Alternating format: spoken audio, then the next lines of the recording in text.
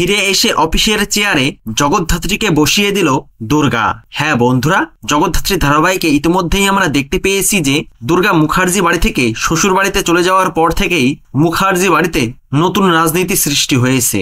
বৈধি মুখার্জি, উৎসব ও চন্দ্রনাথ মুখার্জি এরা সকলে মিলে ষড়যন্ত্রের জাল বুনে মুখার্জি পরিবারকে ভেঙে দুই ভাগে ভাগ করতে চাইছে।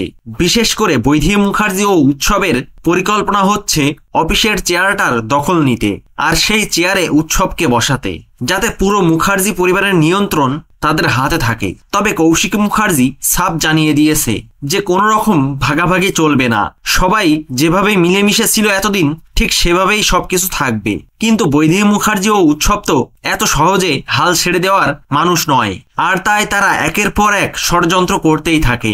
আর এই সবটা জানতে পেরে দুর্গা মুখার্জি বাড়িতে ফিরে এসে অফিসের চেয়ারে তার মা জগদ্ধাত্রীকে বসিয়ে দেয়। আর এই সবটা দেখে উৎসব ও বৈধি মুখার্জি রীতিমতো চমকে যায়। হ্যাঁ বন্ধুরা, আর এই সমস্ত চমক দেখতে চোখ রাখুন জগদ্ধাত্রী ধারাবাহিকের পরবর্তী এপিসোডে। ভিডিওটি ভালো লাগলে লাইক, শেয়ার ও সাবস্ক্রাইব করে সাথে থাকুন। ধন্যবাদ।